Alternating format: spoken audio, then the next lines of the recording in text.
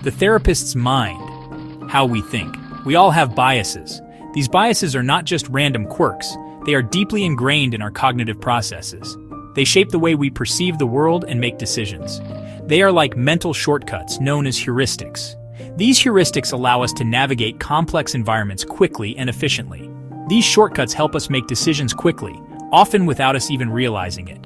They can be incredibly useful in situations where time is of the essence, but sometimes they lead to errors in judgment.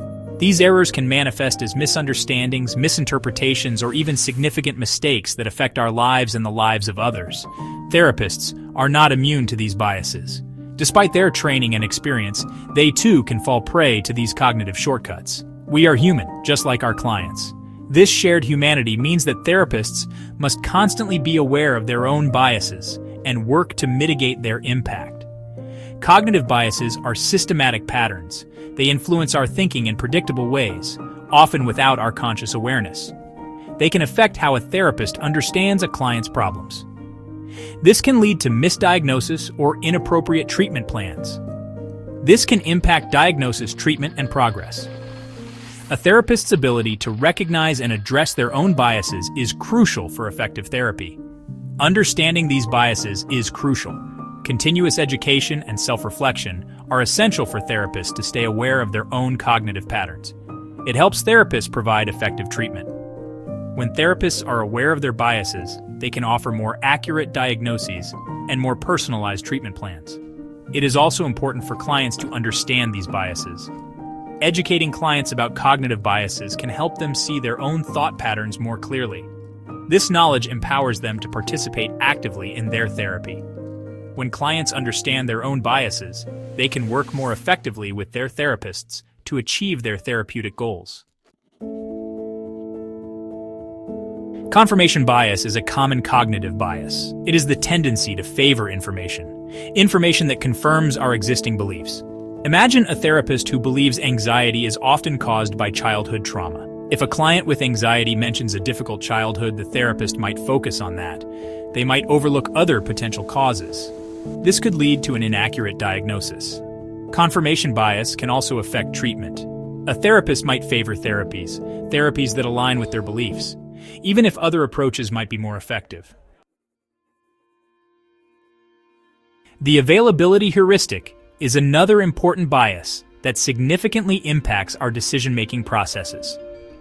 This cognitive shortcut allows us to make quick judgments based on the information that is most readily available to our minds. It refers to our tendency to judge the frequency or likelihood of an event by the ease with which examples come to mind. This can often lead to skewed perceptions and misjudgments. We judge the likelihood of events not based on actual statistical probability, but on how easily we can recall similar instances. This can be particularly misleading in situations where our memories are influenced by recent experiences or media coverage. For instance, if we can easily recall a recent news story about a plane crash, we might overestimate the risk of air travel, even though statistically, it remains one of the safest modes of transportation. In a therapeutic setting, this bias can manifest in various ways.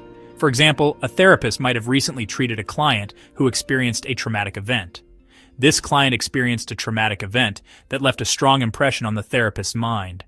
As a result, the therapist might be more likely to attribute similar symptoms in a new client to trauma, even if there are other possible explanations. They might attribute a new client's anxiety to trauma, drawing from their recent experience rather than considering a broader range of potential causes. Even if there is no clear evidence to support this, the vivid memory of the previous case can cloud their judgment. This bias can also influence a therapist's perception of risk, making them more cautious or anxious about potential outcomes. A therapist might overestimate the likelihood of a negative outcome, such as a client's relapse or worsening condition, based on recent experiences with other clients. This can happen if they have recently encountered a similar case that ended unfavorably, leading to heightened vigilance and concern. This can lead to unnecessary anxiety for both the therapist and the client, potentially affecting the therapeutic relationship and the client's progress.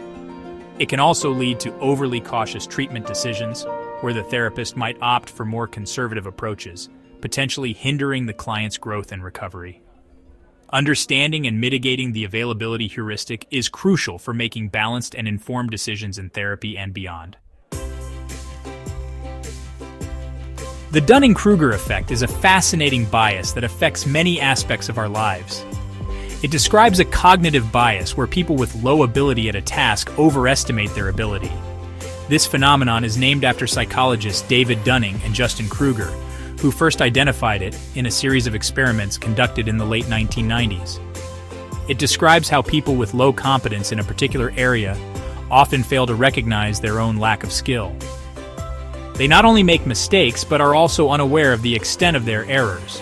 This can lead to a false sense of confidence, which can be problematic in both personal and professional settings. They often overestimate their abilities, believing they are more skilled or knowledgeable than they actually are. This overconfidence can lead to taking on tasks or responsibilities that they are not equipped to handle, resulting in poor performance and potential failure. In contrast, highly competent individuals are more likely to underestimate their abilities. They are often more aware of the complexities and challenges involved in a task, which can lead to self-doubt and hesitation. They might underestimate their skills, feeling that they are not as capable as others perceive them to be. This can prevent them from taking on new challenges or advancing in their careers.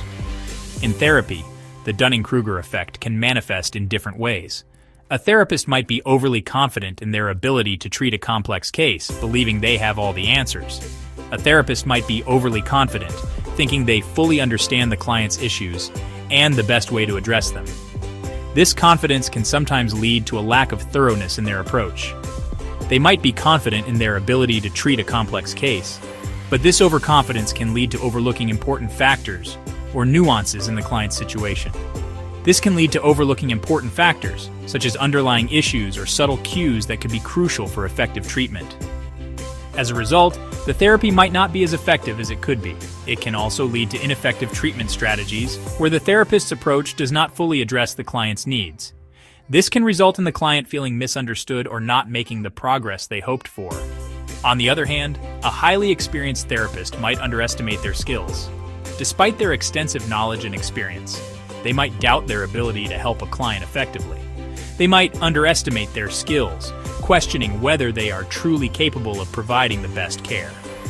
This self-doubt can lead to second-guessing their decisions and hesitating to implement certain strategies. They might doubt their ability to help a client, worrying that they are not doing enough or that their interventions are not effective. This can create a cycle of self-doubt that hinders their performance. This self-doubt can hinder their effectiveness, as they may be less likely to take decisive action or try innovative approaches. It can also affect their confidence, making them less assertive in their interactions with clients. It can also impact the client's confidence in the therapeutic process.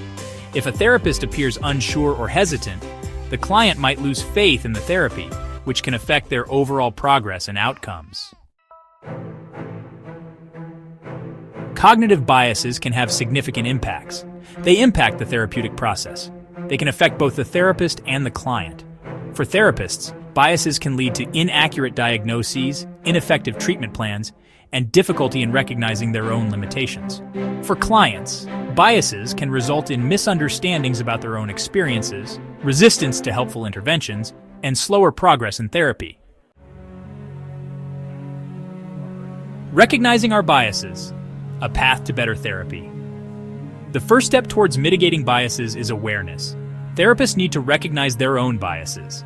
They need to understand how these biases might influence their work. This involves reflecting on their own beliefs and assumptions, seeking feedback from supervisors and colleagues, and engaging in continuing education on cognitive biases. Clients can also benefit from understanding biases. This can help them identify potential biases in their own thinking, communicate more effectively with their therapist, and advocate for their own needs in therapy.